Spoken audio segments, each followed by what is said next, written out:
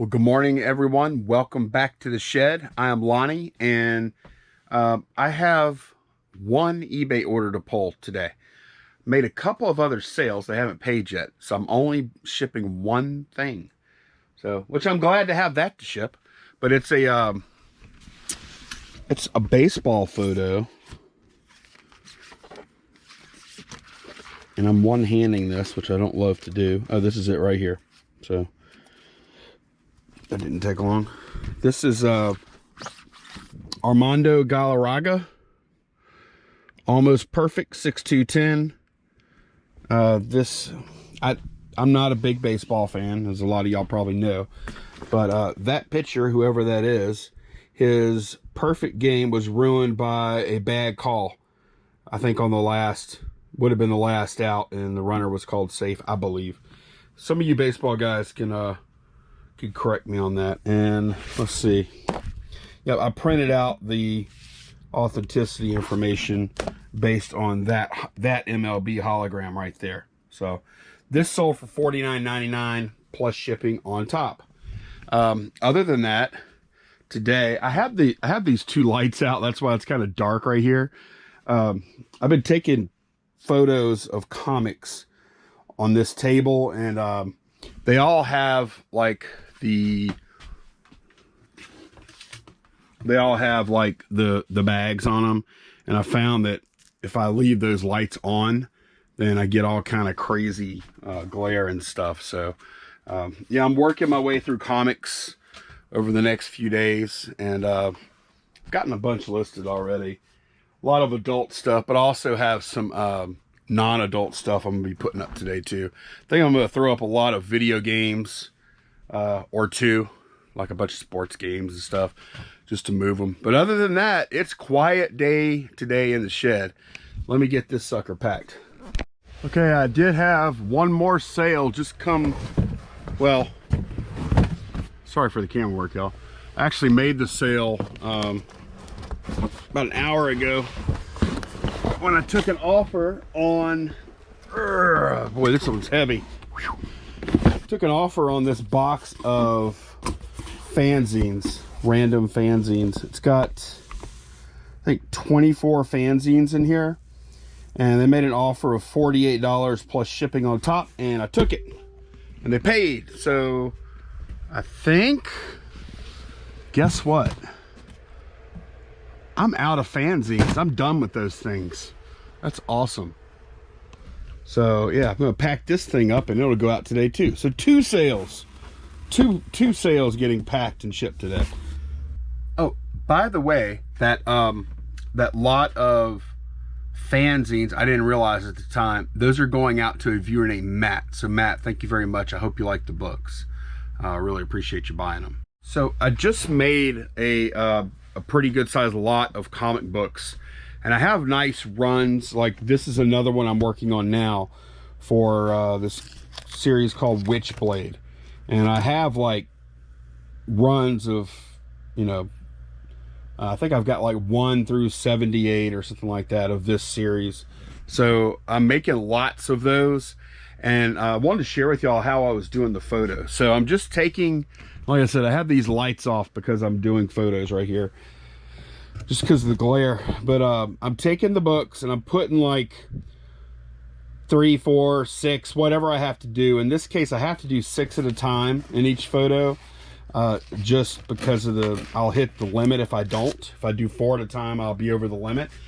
But then for the key photo, what I'm doing is something I've done before, and I think it's effective. I'm using this app called Layout. It's right here, and it's so easy. Like I already made, that's the one that I made, but to make these collages using this app, all I do, you just tap on the photos that you want in the collage, and then look, it makes these different collage types up here that you can choose from. In my case, I just want, like, and 9 is a good number because it's like 9 squares that make one big square, just very symmetrical. Then you just tap on the one you like, and there it is, and then you can save it. And then that's what I actually use for my key photo. And extremely easy. I I haven't used it a lot, but I think it's a good idea whenever you're making like a lot of stuff. Sometimes you might want to do this. Like, it's easier.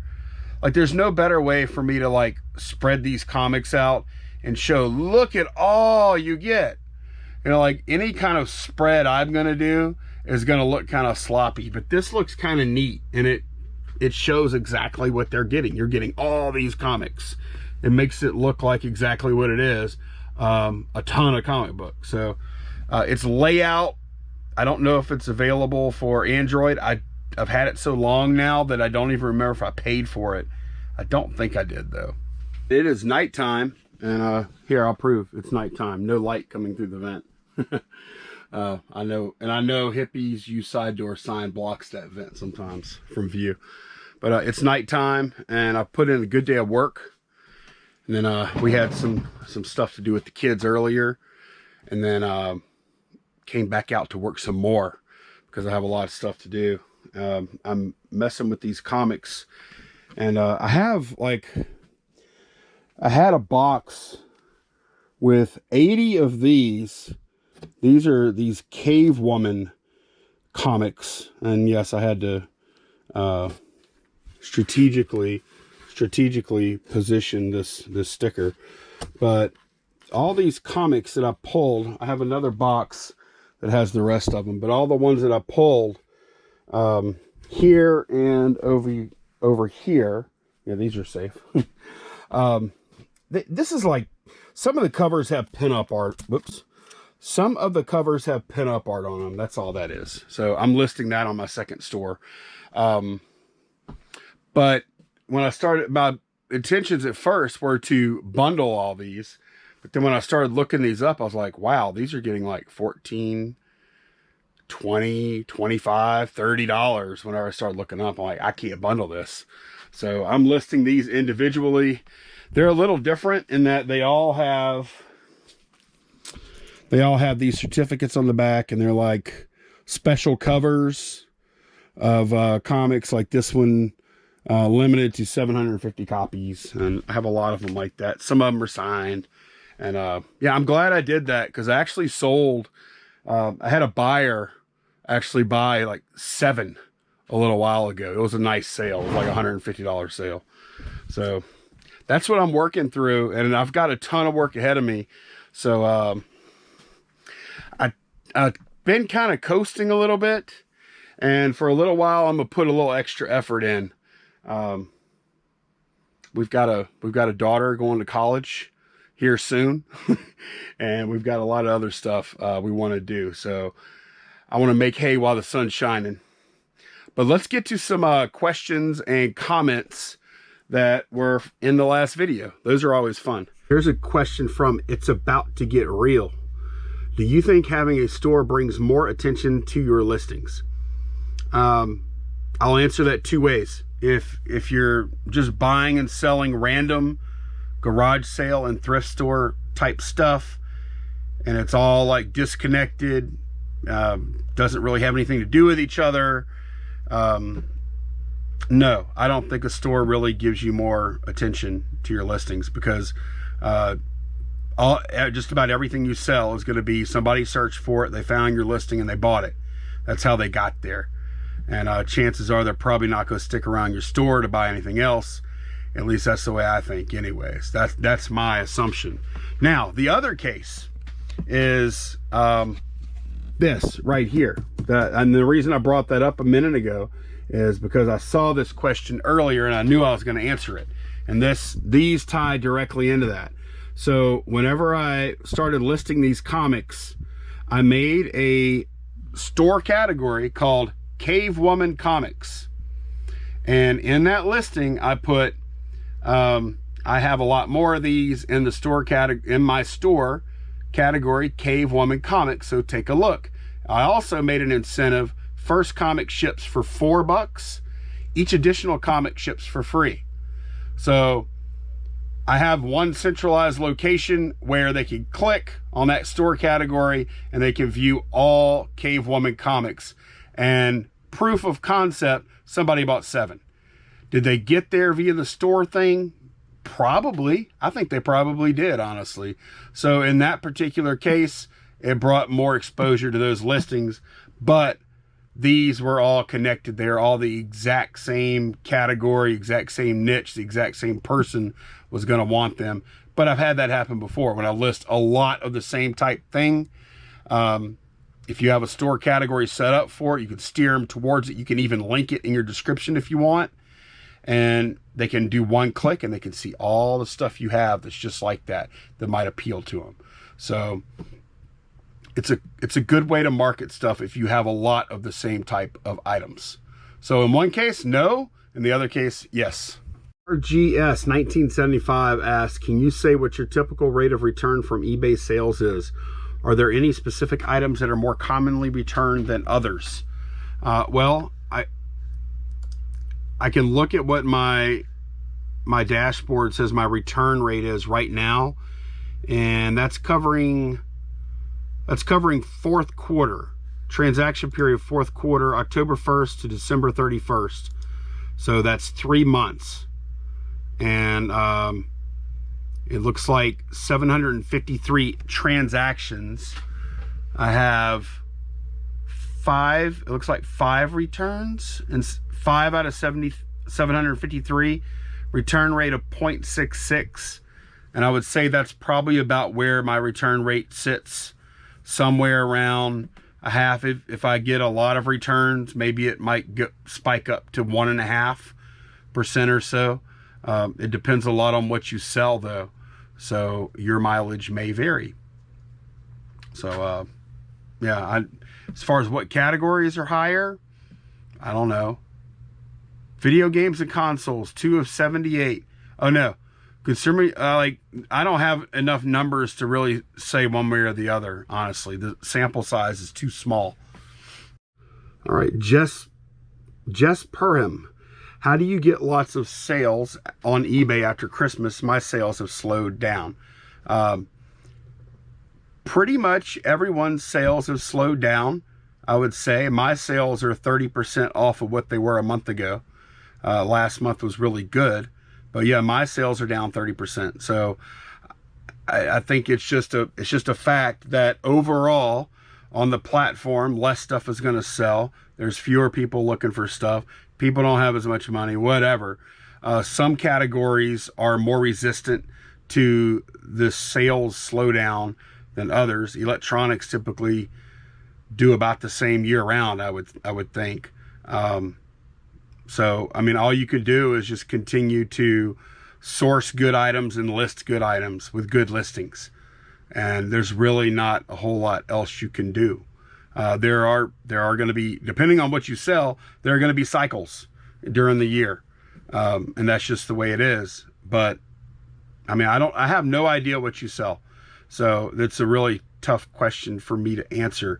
If you specialize in Christmas ornaments, then you might want to try something else out for the other times of the year. But yeah, just continue to, that's what I do every year. I just continue to plug along, try and get good listings up, try to source well. We have, I don't know where you source from, but here in a couple of months, at least for me, in a month or so, maybe a little more, garage sales are coming along, which means I'm going to have a big influx of high quality inventory that I'm getting for cheap, which means my sales are going to be bolstered by that. So yeah, look at your sources. Like, where are you sourcing from? What are you getting? Do some research, find out what's selling on eBay right now. Watch some videos, get some ideas. I don't know what else to tell you though, but you can't replicate the sales. A lot of times you cannot replicate the sales that you had in Christmas. And I know there's going to be people that will say my sales are stronger now than Christmas, and that might be the case in some cases. Okay, Hustler 12345. Hey, do you know if makeup is allowed to be shipped first class or it needs to go ground? Makeup can go first class. I've sent a lot of makeup first class. I don't see any reason why it couldn't be shipped first class. Look at the post office website, but I mean, as long as it's not some kind of alcohol or pressurized or something like that, it should be good to go first class or priority or whatever whatever method you want to send it. Matt Jackson asks, is there a way to pay all shipping with a credit card instead of PayPal? I can earn more points on my card, but I've spent an hour trying to figure out how to change shipping payment methods. I don't know of one, Matt, where you can like pay for eBay shipping directly with a credit card. Maybe if you had it linked to a PayPal account that didn't have any money in it, and then your backup funding source is a credit card, maybe that would work. But an easy way to pay for shipping with a credit card, or easier way, would be to use a second or third, whatever you call it, third-party shipper. There's a lot of them out there. Stamps.com. I use Pirate Ship a lot. I have Pirate Ship connected to a credit card, so every time I buy labels on Pirate Ship, it's going through a credit card with points. So that's one way you can do it. And then most of these services will connect up with eBay. They'll pull the orders in whenever you pay for the postage and print it. The tracking number will go back to eBay and it'll mark it as shipped. So that's one way that you can handle that. Just use somebody else to ship with and pay them with a credit card. Here's a question from Mike. How do you tell how long an item has been listed on eBay? Okay, Mike, I'm going to open up, go to this is my second store. This is my, I have 169 listings in here right now. And I have a column here called start date, and then you can sort them out by newest, or if I clicked on it just now and it arranged it from oldest to newest start date of these listings. So this is the oldest listing, 1 year, 5 months, and 8 days. This listing is. So, and you can also do that, like if you want to run sales, you could put like a threshold for how long something's been on the site and use that to filter out which items you want to put on sale or whatever. But yeah, you can do it with start date. And if you don't have start date showing on your active listings view here, and I do have a store, so I know there's several different views people can have, but I just clicked on customize here. It brings up this interface, and you can select all of these different items here that you can show.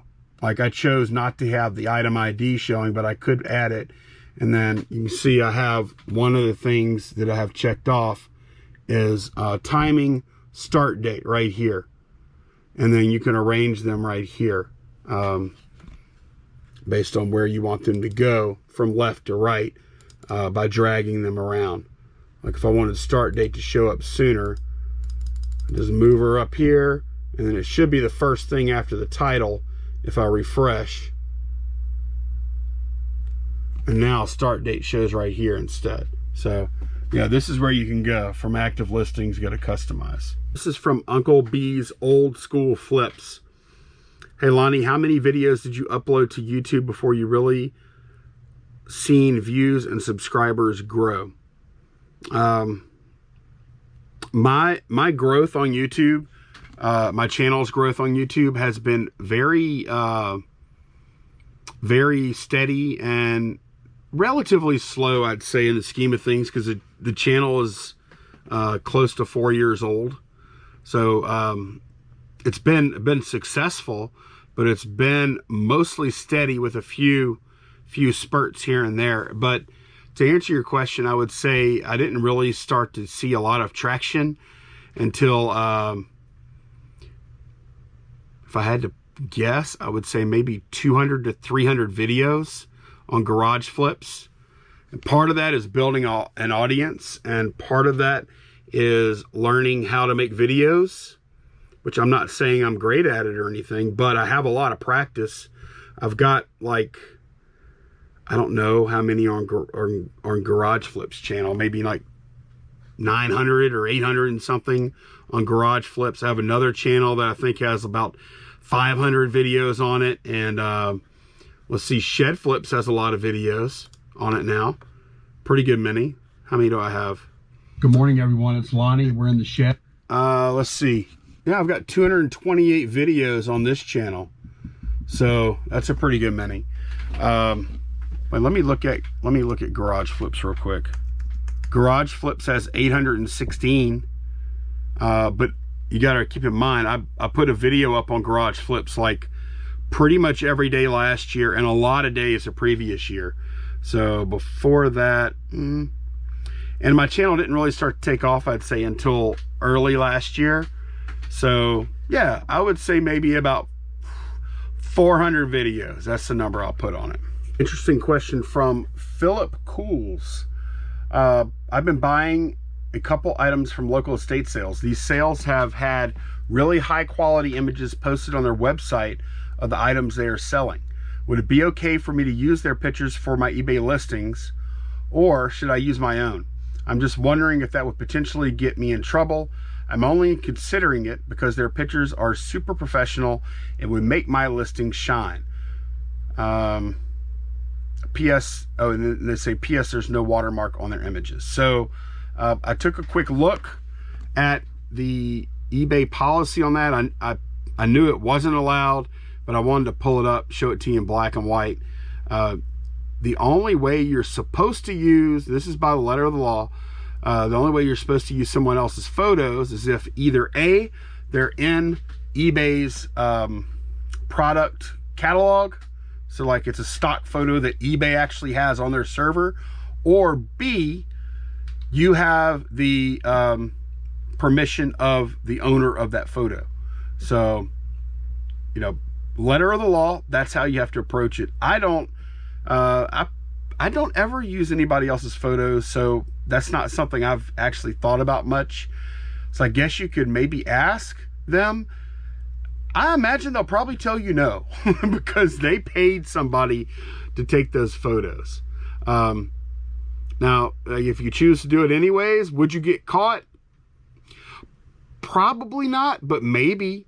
Like if you continue to do it for long enough, chances are you'd end up getting caught. Like they might, I imagine a lot of times these estate sale people, they're looking at eBay for comps for, you know, as they're processing estates. And if they come across a like item that they had at their last sale, they go to look for a comp. Hey, that photo looks familiar. And then they start taking a closer look. So, yeah, I'm going to include a link to that policy down below for you to take a look at and decide what to do from there. But no, as the question is stated, no, you cannot do that. This is Damon. Damon's always asking good questions. I found some items at Goodwill that I bought for $7 and reselling for 200 plus. Do you add extra insurance for the item?